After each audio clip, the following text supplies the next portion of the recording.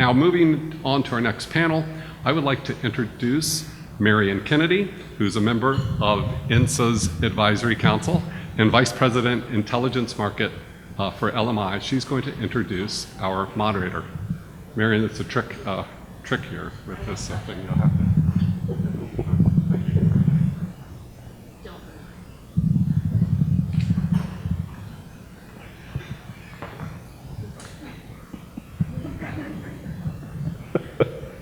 Okay, don't move. Thank you, John. Good morning. LMI is a long-standing supporter of INSA and the work they do to foster partnerships and relationships across public, private, and academia sectors. This event has already been incredible and informative. Thank you to all the distinguished speakers who have shared their insights this morning. It's always great to hear from the Honorable Sue Gordon. The topics today are especially relevant and timely, understanding how AI fits into the set of tools available for our national security community, if not all of us are wrestling with on a regular basis. So thank you to everybody here for being willing to engage on this topic. It's now my pleasure to introduce the moderator of the next panel discussion, Operationalizing AI.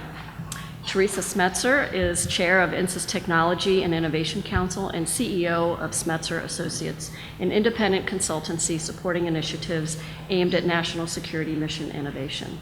For more than 30 years, Teresa has been a trailblazer enabling the evolution of national security missions in both public and private sectors.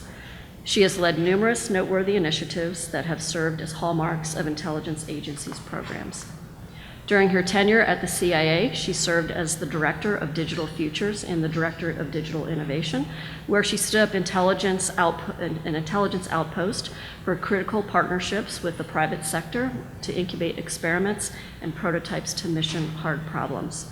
Most recently, she served as Salesforce's Vice President, National Security Programs. Please join me in welcoming Teresa Smetzer.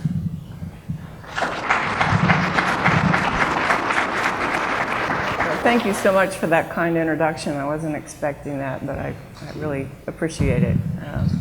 It's actually a privilege to be here today to serve as the moderator of this panel. I think you'll see shortly we've got a great group of folks with a very diverse and interesting set of backgrounds that will add to the topic of operationalizing AI. So to start with, we've got Dr. James Lampton from NSA's Capabilities Directorate, Sarah Hengemuhle from NCTC's Director of Data Science and Innovation Group, Jim McCool, NGA, Director of Data and Digital Innovation, and Brian Drake, who's the Federal CTO for Accrete AI and who was a former senior exec at DIA. So with that, for the last few years, investment in AI initiatives has been really a strategic imperative for the intelligence community and for most, if not all, federal agencies. And so there's been a lot of emphasis and placed on a lot of the questions in the last panel and in our panel too, about what does it mean to invest in AI, what sort of capabilities, what sort of programs, what are the priorities, how do we know what is AI worthy? I think all of us who are in this community are aware of really important projects, prototypes, capabilities that have been developed as a result of this investment. Now the challenge is, how do we operationalize this? How do we turn this from something that's a bespoke project that is really interesting into a capability that really is operationalized? And so that's really what we're going to focus on today. Sue made the point earlier about sort of having a burning platform, and I think one of the questions that is really relevant when it comes to operationalizing AI is, are we making what is better or are we really transforming? And so AI has the power and potential to do both, but being very clear about that outcome and what we're trying to get towards is really what we're trying to get at with this panel. So with that, the last panel I thought was quite good and gave some really useful insights on strategic approaches to big data. So first question is, as we look at big data challenges, what are some of the operational successes we've had to date? And I'm going to start with NSA and Dr. Lampton to talk about what AI successes you've had with respect to human language processing. Yeah, thank you. So HLT at the NSA is kind of the poster child of success of operationalizing AI. This isn't a hypothetical, we're using it now. We've got a variety of HLT outcomes to include speaker ID, language identification, speech-to-text processing. We are using it to process and prioritize collected audio, text, and other information for analyst consumption. We have machine translation mechanisms that serve thousands of users across IC, the US military, and the government, being able to process over 90 different languages. The last thing too is, and I know this comes up later, is we've created a mechanism by which we can put external equities into play through solid APIs and integration points. So not only are we working on what we've developed, but we're also poising ourselves for growth in partnership with private industries. Thanks so much. So Sarah, for you, what AI successes have you had regarding application of machine learning, particularly across the variety of data that is at the heart of what NCTC's mission is? Yeah, absolutely. Thank you so much for that question. I think that saying that NCTC is doing AI may be a bridge too far at this point. We've been focused on machine learning as that first necessity. It's well known that we do a lot of work in correlation, which we don't see as AI because you're using an algorithm and you're not really teaching a machine much, if anything. But what we've done in my group, which is a small element of NCTC, we've really tried to break down the problem into elements that'll change culture. So we really cite our first AI ML success as establishing an experimental culture. It is a lot harder than I think people realize sometimes to establish a culture of rigor in your hypothesis and experimentation. So really building that into our data science culture. Secondly, making a true connection between business and our experimental elements. That business transformation and that cultural change is absolutely critical, and asking the question, is this really a technology problem or is it a process problem? Because we believe that machine learning, and I think the previous panel discussed AI, has a wide array of definitions, and we've taken a broad view of what that looks like in our organization. And then lastly, I would say we've really brutally prioritized. We say to our team a lot, there are a lot of things we can do, but there are only a few things only we can do. To your point about the data sources that we look at, we're the only organization that looks at foreign and domestic information for the specific purpose of CT threat warning. So all of our projects have really honed in on the most necessary requirements and left some of the big fancy stuff to our friends across the interagency. Thanks very much, Sarah. So Jim McCool, from an NGA perspective, looking at the GeoAnt mission, what has NGA's AI successes been? So I'll start with a little background. NGA has been using, a little context first. When I'm talking, it's largely around AI, machine learning, computer vision. Should be no surprise there. We have natural language processing and other capabilities that we use, but the big challenge, the big opportunity is machine learning and computer vision. We've been in that space for a while, probably being effective for nearly a decade. We've made progress, but those have been in isolated areas, and so on pretty specific problems. Good experience. Some of the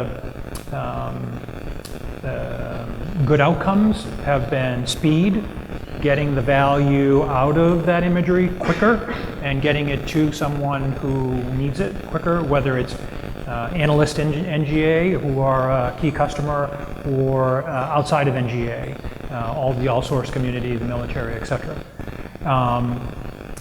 So speed is we've demonstrated that in quite a few areas. Adding to a body of knowledge, using computer vision as well, we've demonstrated that. Something we didn't know yesterday, we know today, and make a fuller body of knowledge on a topic or an adversary. That's another area where we have demonstrated the use of computer vision.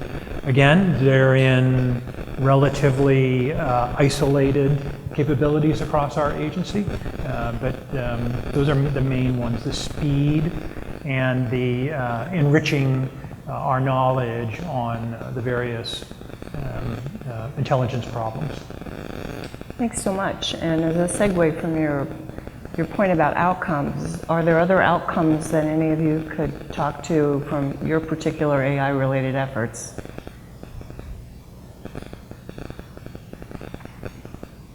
I'll chime in. And my organization, Data and Digital Innovation at NGA, is relatively new. We're, I think, about 8 months since we organized ourselves and focused on AI, machine learning, computer vision. And we try very hard to place ourselves in customer outcomes. And so, and I think Sue was talking about, there's an intelligence problem, a challenge, a gap of information. That's how the real value, the real report card on whether the capability is useful or not. There are a lot of measures in between that, the collection of the data and the computer vision, et cetera, and the delivery of that data to someone who can use it. But that's the key measure. We haven't, we do spend a lot of time on architecture, strategy, and those sorts of things. But I am emphasizing in our group and within NGA the customer outcome mindset. Yeah, I can add on to that. So we talk about it as a mission pain point, which is a little more colloquial. When we're looking at our customer, one of the things we realized is they were getting really tired of hearing, "Don't worry, the big system's coming that solves all your problems. The old one can limp along for a while." And when I took over the team, there were, prototypes of many years, and that's not really a thing. So what we did was help shift that culture, and I'm really excited now. A team recently proof of concept a tool that will let us try some new stuff on legacy systems. That doesn't sound that crazy in the world of AI ML, but for us, those small steps are what's most critical to help that mission customer with their pain point. And then we can use those lessons that we learn from that engagement and feed it into development of larger systems. So we're taking the small steps that we can and trying to amplify those outcomes to the enterprise. Terrific. So the flip question is, what are some of the challenges that you faced in trying to operationalize AI, and any suggestions around how to address those challenges? I would say that we do have big successes, and I have more to add in later questions, but a lot of what we're trying to do is pivot from what we know and how we've executed our mission previously. I mean, NSA is a big data organization, we must do that. So while AI is exotic, I'm actually the steward of all of our analytics as a whole. And so I'm looking at them and being like, oh, you don't trust that algorithm? Yeah, I've heard that before. All these different types of challenges that we've been struggling with for decades, they're kind of getting reinvigorated as we engage in AI spaces. So trying to learn from our past and also pivot towards the future. But to everybody's point, it's actually, in the previous panel, they were talking about like the small things. And it's one thing to see one big thing that you can point at, but it's actually going to be lots of smaller things that's going to probably have the biggest impact for our agencies. Yeah, to vamp off the point of trust in your information, people talk about explainability a lot. I think a challenge for us is not having a lot of available commercial or federal products that can help with that unstructured, poor data and and have a lot of options in that space. So much is bespoke and done in-house, which is sometimes necessary, but you know, looking at other fields like biotech, they've done some great work in this space, trying to address issues of immunology, cancer research, gene splicing. They've been able to make it very personal while still having broad applicability. And so I think that that's a huge challenge. We tend to assume, oh, it's data, we've got it, we're good to go. And if we can't then explain our models and use different models to see what outcomes we're getting, we're not really experimenting, and we start to lose validity. When we have a trust us mindset, they're really not going to. So I think that's where it's both a challenge for us on the side of government to have that rigor and take the time to do the explainability work. And it's also a challenge to those in the private sector to help meet us part way and understand that black boxes are really difficult for us to sell internally. Thank you so much. So let's pivot a minute. Brian's question is directed at you. AI successes are often viewed as initial steps or pilot programs, as we've been discussing, but really haven't yet achieved more significant results and outcome. So from an industry perspective now, given your DIA experience as well, what do you see that looks particularly impressive, and what do you think needs to be done to really think about how to operationalize AI? So I think if I had one regret in my time in government, it's that we were not ambitious enough in what we were doing in AI. And when I say that Sue is an outstanding keynote because I think she set the tone for everything that we're going to talk about today, obviously, but she said something really important about outcomes. And it's that, and this is just a frame, if we're not thinking about how to kick China in the teeth, you're not thinking about it the right way. If you're running a program and you say, is this program going to kick China in the teeth? And your answer is no, then don't do it. That's our strategic imperative. That's how we need to think about how we're going to approach the future. If we get timid and we say, well, I can achieve this thing in this POM cycle. Wrong, I think. Now, does it help to be tied to a POM program? Absolutely. I think the raging successes we had at DIA were all tied back to a POMmed program. So I've spoken about this before, but the National Media Exploitation Center has a spectacular implementation with lots of separate AI activities, multiple vendors, solving small problems that then aggregate into a big solution, right? That's what we need to be doing. We need to be thinking about who is the leader in this particular space, how do I bring that person in through a contracting vehicle that makes sense? And then how do I leverage that activity to then do the thing I'm trying to do? And in that example, that's about getting toward adversaries when we get on the battlefield. How do we understand that? How do we disseminate it? Right? They're thinking about all those pieces all the way down the line. It's very, very impressive. And that's because they conceptualize what do I want to get at the back end and how do I get there? And using the right contracting vehicles to do it. Thank you. That's good advice, I think. We talk about the need to do AI at scale. Thinking about operational successes, what does that really mean to you, AI at scale? Please. Jump in. So my current goals right now, and the goals are certainly for the Capabilities Directorate, is to basically normalize AI. So everybody's familiar with the heroic moonshots and everything like that, but any practitioner will tell you that you don't really know if something's going to work until you try it. So how do I lower the cost of that experimentation, do it in a manner, in an environment where then transition from pilot phase to experimentational to small operational use to at scale is in play. We utilize a lot of agile and lean methodologies where we can, even in our big corporate environments, so that we can basically have minimize the friction from idea to outcome. So anyway, the last bit about that is it puts it in an observable manner. So oftentimes you'll get people saying, oh, look, this is a shiny object. And you're like, okay. But if we have an environment where it can be means tested and used, we can then use that to say whether or not we need to do more advanced investment in that. Any thoughts on that, Jim? Yeah, there are a couple of words, if you're on the kind of applied end of AI, there are a couple of words that kind of confound you at times. Enterprise solutions that rarely materialize, and scaling is frustrating as well.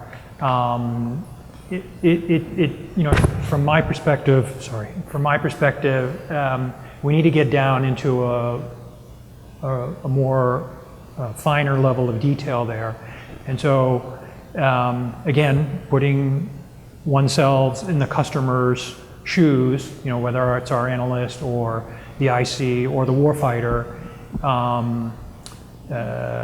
being able to provide more data, higher quality data, richer data, faster, is one dimension of scaling. Getting there requires efficiencies within the GEOINT community, not just NGA. There's a larger GEOINT community in the services, the IC, and the commercial sector. We're more and more often referring to the commercial sector as part of that GEOINT community. If I need for an analyst or a group of analysts, they need a model to detect a particular object that an adversary has, I should be able to see what the warfighter has, what the other agencies have, what the commercial sector has, before investing a lot of money in producing labeled data to develop that model and advance that model. And so there's a interoperability sharing that I think of as scaling. I don't think that's the traditional mindset for scaling, but it's that collaboration across that machine learning, computer vision environment. That's a really interesting point. It is a different definition of scale, but I think it's more practical and probably more realistic for... Yeah, scaling isn't for scaling's sake. I mean, it has to be tied to customer outcomes. Any other thoughts on that? Oh, I think we take a very similar view. When you were talking about scaling for scaling's sake, what we have been doing is we'll bring infrastructure, development, innovation, and mission together in one space to discuss a project. Because we have to strengthen our foundations if we're going to reduce complexity.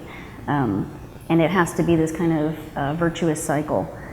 That being said, scalability doesn't necessarily always mean an enterprise system. To your point, it can mean broader use of a small capability. So instead of predefining what we mean by integration and scalability, again, going back to the customer and saying, what do you think it is? Sometimes it's scalability of an idea. One of the folks on my team had a really big idea that was related to biometrics that was not a thing. It was never going to happen, right? But there was some stuff along the way that would be really great for our mission. And I said, okay, build me your path, show me your dream. And where are the points that are relevant to our mission, that our projects we do need to invest in? Where are the ones we need to go see what other people are working on? Where do we need to bring in a well-crafted vehicle to help us out? And how can we scale this idea into something impactful instead of something that's just bespoke for one analyst? I'd like to build on that from what Sarah's saying, is that the enabling elements that get you to where you want to be have to be brought along with you. That includes the lawyers, right? And I believe like you engage the legal team first before you start to do anything. Because and if you have the right set of attorneys, they should be leading you toward, here's how to get it done. If you're sitting in front of an attorney and say, you can't do it, we're not gonna have a discussion, you can't do it. That's the wrong attorney, go find a different one. I did it many a times. But you have to have the courage to do that. Say, I don't believe what you're telling me, I'm gonna go find a second, third, fourth opinion. You'll get to the point where it's not a question of no, it's now how do we get there? And acquisitions key to that too. It's all interlinked. And the budgeteers. Right? So if you were building toward a pilot, and a pilot alone, and you don't see the 5-year or 10-year plan for your project, wrong. You need to be thinking about, all right, I'm gonna do this year one, I'm gonna start palming the day one, and get the money aligned so that you're able to spend that forward into the future. Very good points. So One of the challenges of building a successful model is that the data set that you start with ends up changing over time, either new data or data that somehow has changed the model. They talked a little bit about this in the last panel. So what are your thoughts on how you deal with the evolving nature of data, particularly given how much it's grown and will continue to grow, and revisiting a model and its accuracy and its relevance? We'll start with Sarah. I would say, you know, when your kids do sports, they're like, it's all about the fundamentals, right? It is all about the fundamentals, and it's not the sexy stuff. It's always bringing everybody back to, that's a cool project, or this is an interesting system. What does your metadata catalog look like? What does your data lineage look like?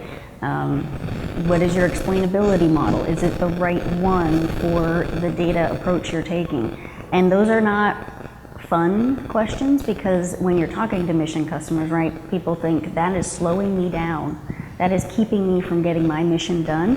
And I think that's why it behooves us even more as the program leaders for technology to come to where they are, to come to where each person is, and have that empathy and conversation so that we can all get down that 5-year business path instead of getting frustrated and it falls on the floor. So yeah, I think there's a really human element that is required to addressing that challenge.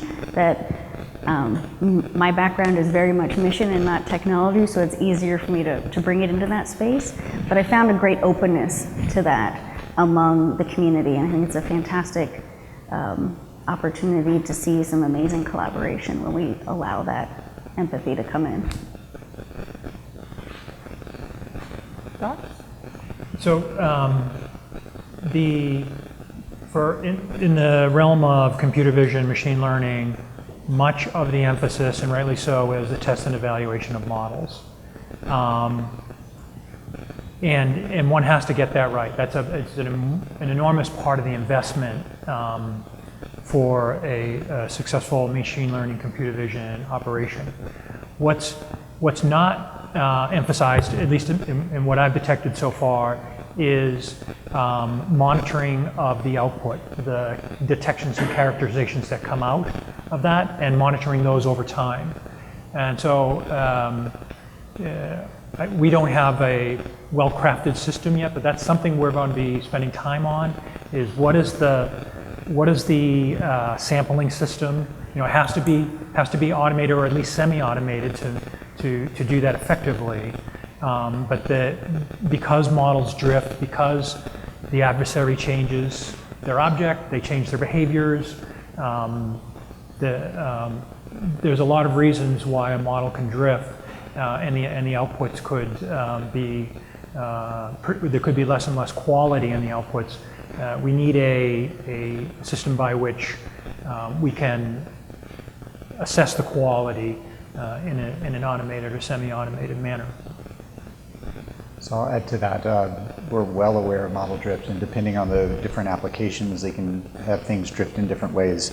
I always love the laws of physics because those are fairly static, and if we find somebody breaking those, that's interesting in its own right. But everywhere else, we kind of bake it into the system, continuous evaluation, and you have to use monitoring and tools, and you have to delegate that out as much as possible, because it can't be one size fit all. And this will come up again, but it was mentioned in the last panel about the OD&I, principles of AI, and there's the notion of human accountability. So you must have that, and so I guarantee if anybody says you're accountable for the AI thing, your second question, if you're that accountable person, should be, how do I make sure that it's not going off the rails? So it has to be baked into the system. That's a great segue to the next question, which is, we've been hearing a lot about ethical implications of AI today. And just from a pragmatic perspective, how do you think about what operationalizing those ethical standards means, and how do you keep those principles kind of up front and prominent in whatever you do? So we work very closely with the Defense Innovation Unit on their ethical framework, which was very inspired by the AIM and the DoD principles. we were my programs were a guinea pig for those frameworks. One of the things that we learned was that you can't address the ethical questions kind of in the mid-beginning or in the middle or at the end. You have to address all that up front, and you have to operationalize it all the way from end to end, which means from design, conceptualization, execution, test and evaluation, and then, as Jim was saying, now test and evaluation. How is that coming back around? Is it still operating the way it's intended to operate? If it's not, what are the course corrective means? It's not a one and done. It's not like you check a box going through the ethics line. You have to make sure it's accountable all the way across. I'd also say, kind of tip it back to the data change question, is data sets change. How that data is collected changes. And you have to pay attention to that, especially stuff like social media. So media provider companies will say, well, I don't like how this data is being used. I'm going to write a new end user agreement and I'm going to send that through. Well, now you might not be able to use that data anymore. You got to pay attention to what those changes are and then make adjustments accordingly.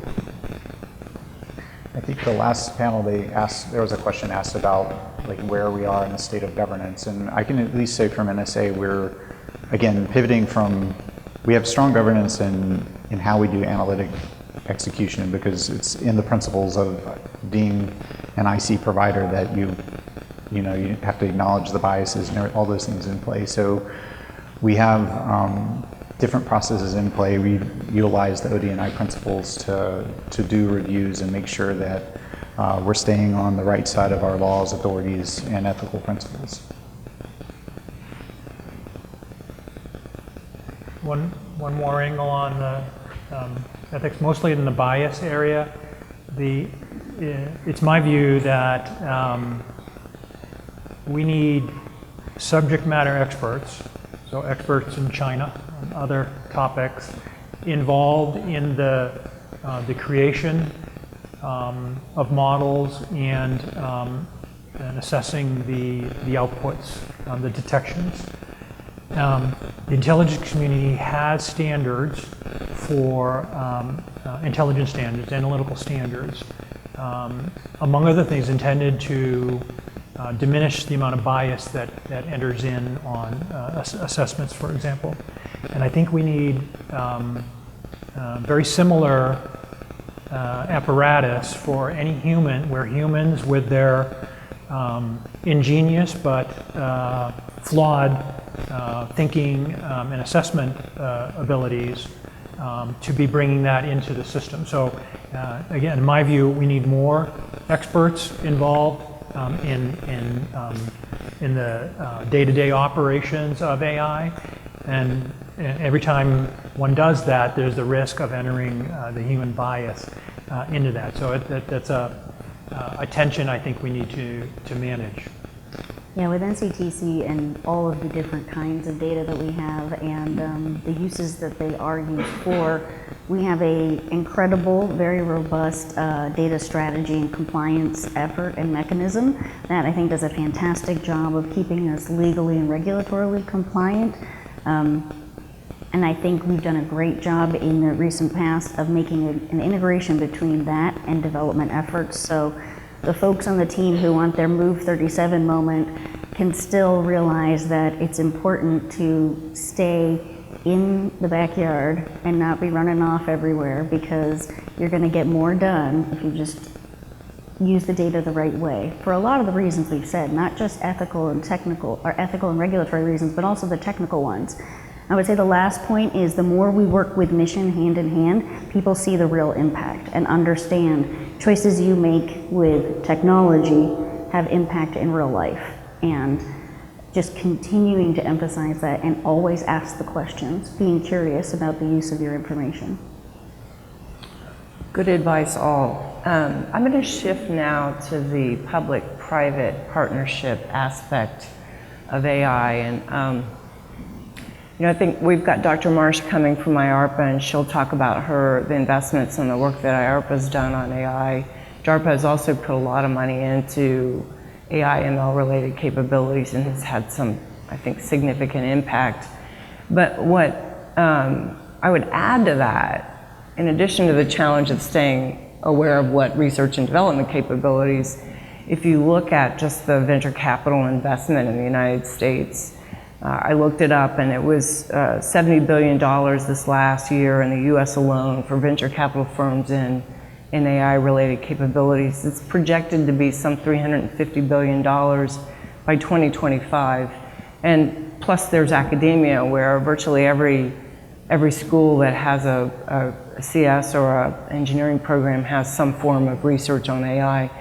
How do you square staying on top of what's an extremely fast-moving field with algorithms emerging all the time, new insights, new approaches, and make sure you're continuously thinking through how does that impact what you're doing internally? Or put another way, how do you think about the public-private partnership aspect of staying connected into what's happening outside the building? I'm going to start with you, Brian. Yeah, I'll give a different spin on this piece because this is my, now I'm out, so now my view of this is very different. I think, oh, this is very easy. Of course we keep them. Yeah, but I have time to go to these kinds of events and meet cool people and find stuff out. In government, like, you have no time whatsoever, right? So I commend anybody who's on stage today to learn about what's going on. I know, you're going to say, you got to catch up. You got to catch up. Because it's important, right? You got to lift your head up. So my optic on this is a little different. I think I was not fully aware, but I finally got sensitized to the counterintelligence threat through venture capital companies. And we have to think about that a lot. Now DoD is finally kind of getting on top of that and starting to look at it a little more carefully. That's good. It's probably not enough. You probably need to, as industry partners with government, we have to take that very seriously and think about it a lot. And that means thinking about employees, means thinking about where the money's coming from, where your infrastructure is housed, the devices you're using. You really need to think about that from end to end. And it's not going to be perfect. You're going to have to think about risks, where we accept risk and not. Where do you put countermeasures in place, and you know how effective those are. But I think we need to get a lot more serious about it, not just for ourselves and that infrastructure, but also about, like, when we start to deploy these systems, what are adversaries trying to do to pervert them? Is that the data sources? Is that the algorithms we're deploying? Like, we have to think about that, and especially if we're not on a closed network. Yeah, it's fascinating. I was thinking about this question. I was like, how do you knock on the front door of the NSA? We have a web page. There's a business section. It's great. Look forward to engaging. But this is a challenge that transcends AI. As I was looking at that and thinking about the history, much to the points you're raising, like, I can't just pick something up and throw it into an environment, and particularly given the things that happened in the recent past. So we always are quite skeptical and probably maddeningly slow if you're looking at it from the outside, but I can tell you it's really important to do that. I will say that to your point on the levels of investment, that's actually a great thing, because where I find our biggest challenge in the government is where we know that there's a problem, but there is not technical or commercial viability of something. So we can kind of be in front of problems a little bit before. So we talked about compliance and things like that, and I think the outside world is starting to pick that up with the various different laws and policies that are coming into place. I used to joke that my favorite outside law was HIPAA, because it's got all the weirdness that you have to deal with sensitive data. So I look forward to engaging. We are working very hard to do so, because we recognize that a lot of growth is happening outside and around the world. So it's just a matter of watching it. At the same time, the NSA as a whole is, and I think DoD, we're looking towards zero trust. Like, how do we get to an environment to where we can be a bit more flexible instead of being, you know, crunchy outside, soft center? How do we build an environment that's allows us to spread across various different domains and environments? And I do believe that will help with partnerships.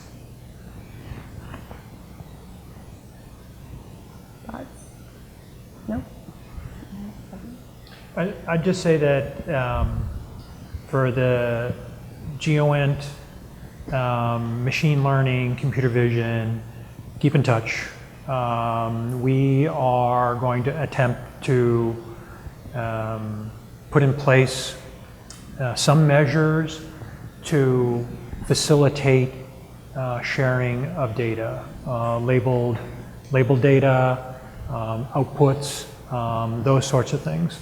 And so we're thinking through what are those elements that will enable interoperability amongst all of the GON players, whether they're at the services, in NGA, in the commercial sector.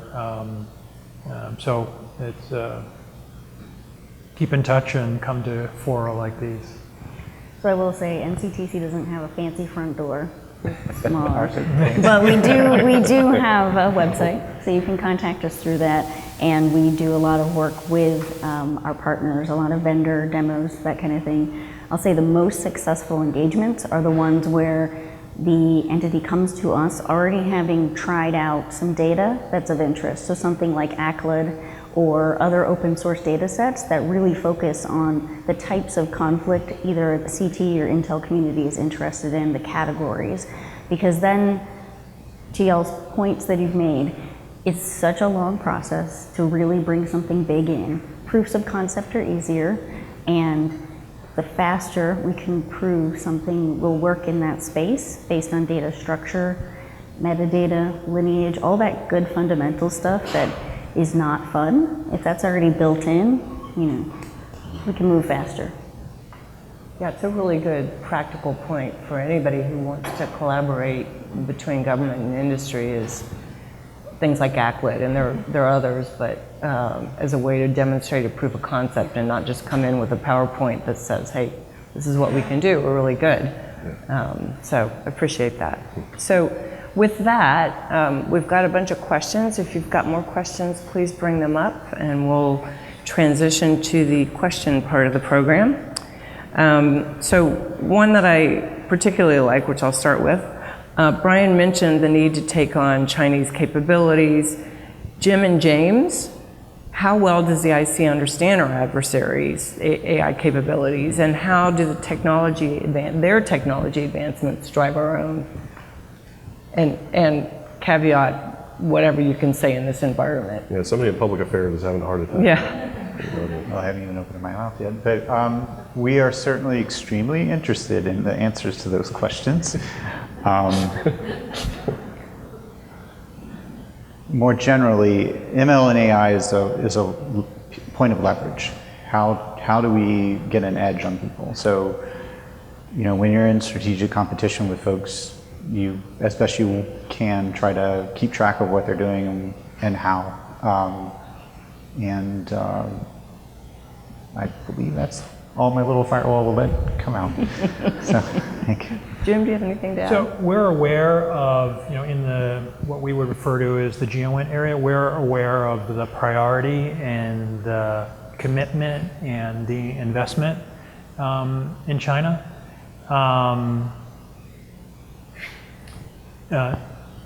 Personal opinion, there's that angle to it, and then there's the track record of the autocratic, centrally planned country, which that generally doesn't turn out well. So it's something we're tracking. We have to keep track of that. But I think the real race is to keep an eye on our customers and their needs. Keeping one eye on those in the world and who are doing something similar. Makes sense. The only thing I'll say is that our adversaries really aren't hiding what they're doing. Yeah.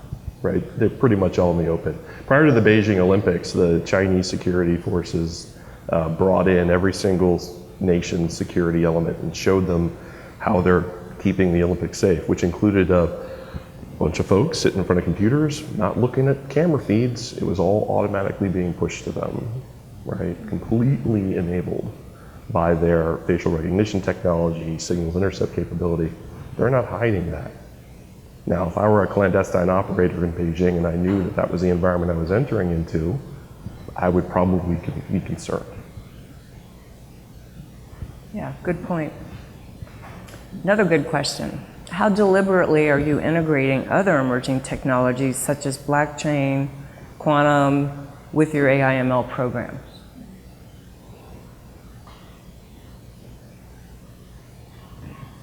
It's fascinating because the blockchain, for me particularly, if we look at explainability and things like that, if you're trying to track back through and sourcing and things like that, so certainly aware of it. I'm not aware of any explicit use or application of the technology, but as with all of these things, we're trying to use whatever technology we can to close the gaps.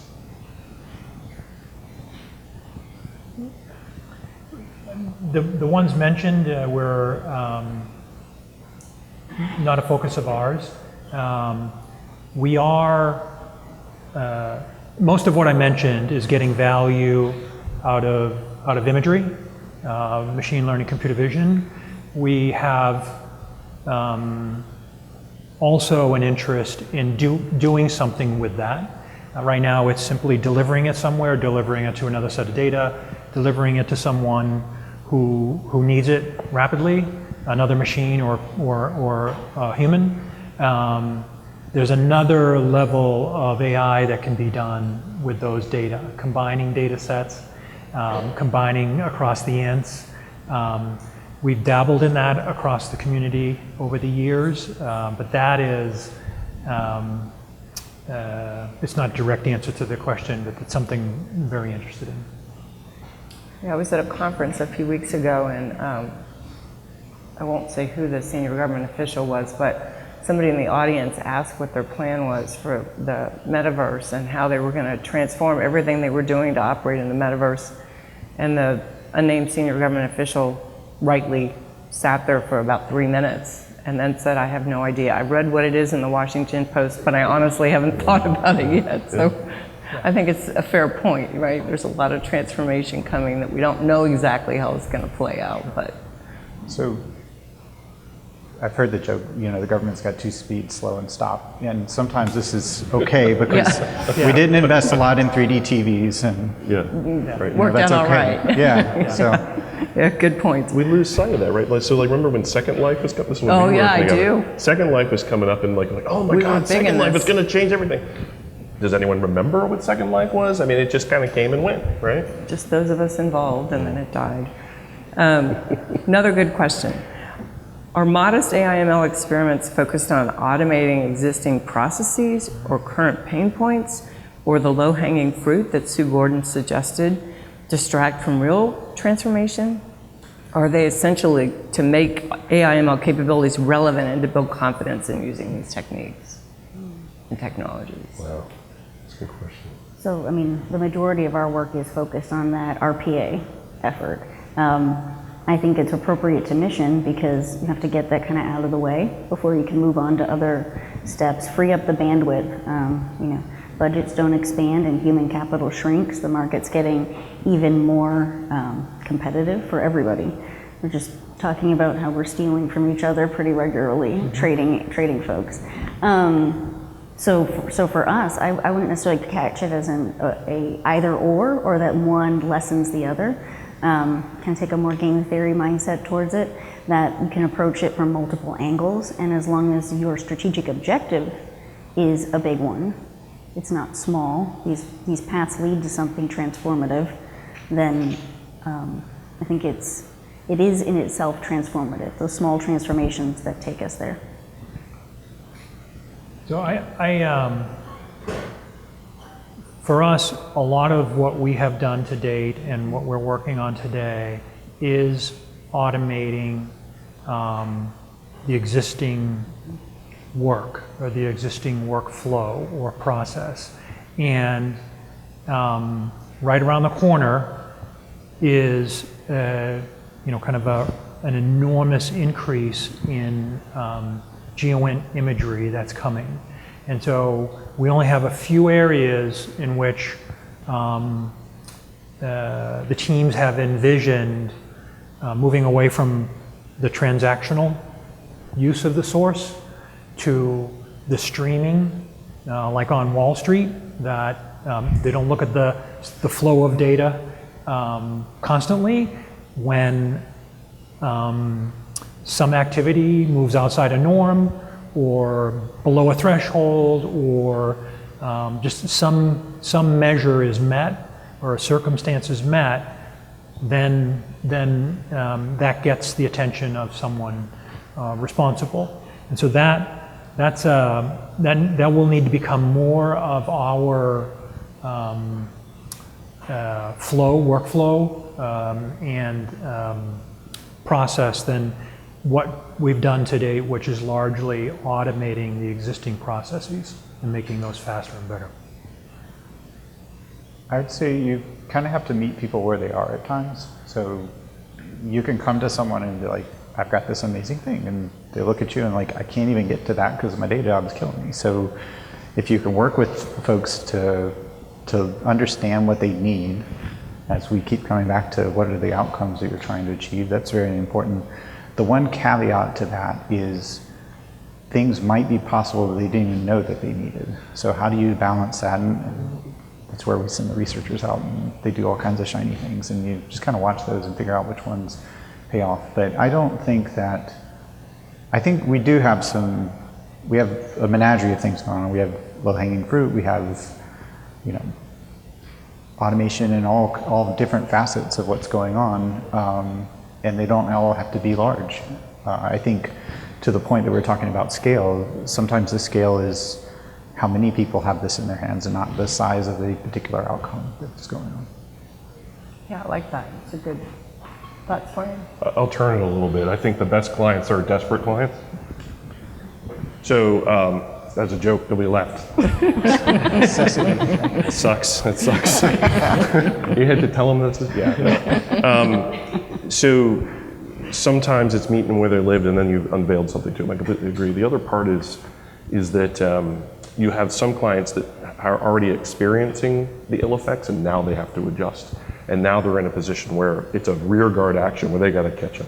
So we're doing some work in the music industry where artists and recording specialists are trying to figure out, like, how do I find the next viral talent? And so in the 90s, mid-90s, you got about 40,000 songs released in a year, okay? Now it's 40,000 songs a day, and it's coming across multiple media platforms. So these A&R specialists who used to travel around the country and sit in bars and listen to bands, you know, like, I don't know, this person seems okay, and then they take a pretty big risk. And they spend about $100 million a year just to do that, right? And they're getting swiped, like right off the market. Like they can't compete because there's too much content to go through. So we have a solution for them where they can sit at a terminal, they can listen to all those different feeds from SoundCloud, YouTube, Spotify, all in one place, and it tells them, like, here's somebody who's super viral, like it has so much velocity behind it, you need to find this person right away. So now think about that in a government context, right? So if I've got misinformation, disinformation, what's really catching? Why is that important? Who is doing it? When did it start? All those questions can be answered like that. So the future is now. I think Sue is right. The platform is ablaze, but not many people are aware. Yeah, probably a good way to end that question. I've got one more, and then we'll break for lunch. Jim, you mentioned the need for speed in applying AI to generate customer outcomes. Government is not known for speed. How is NGA working to accelerate its ability to collect, compile, and analyze data for yourself as well as for your customers? The government is not known for speed. That's not fair. That's not fair. No. I'm just reading the word. For the record, the government can produce speed when need be, and I think, you know, recent events in Eastern Europe, we've demonstrated that, and a lot of that. Point taken. So, for the record. And a lot of that is brute force, taking some of the existing capabilities and trying to adapt them, as we were discussing. The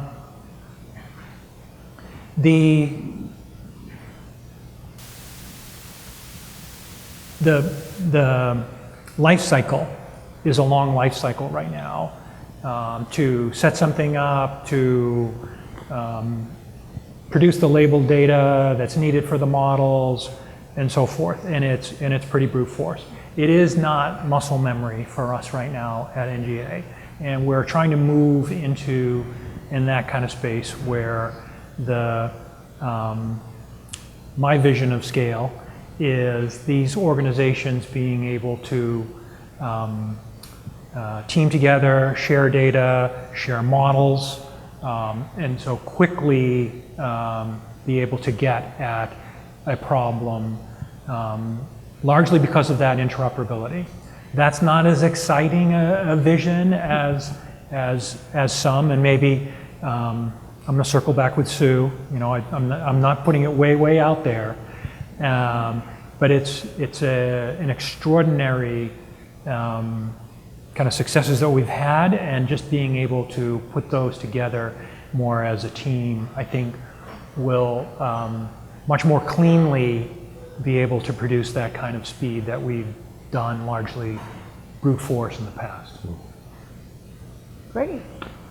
Well, thank you all very much for your comments today. I hope you all found it useful, and if you have other questions, please feel free to grab the panelists at the break. Thank you. Teresa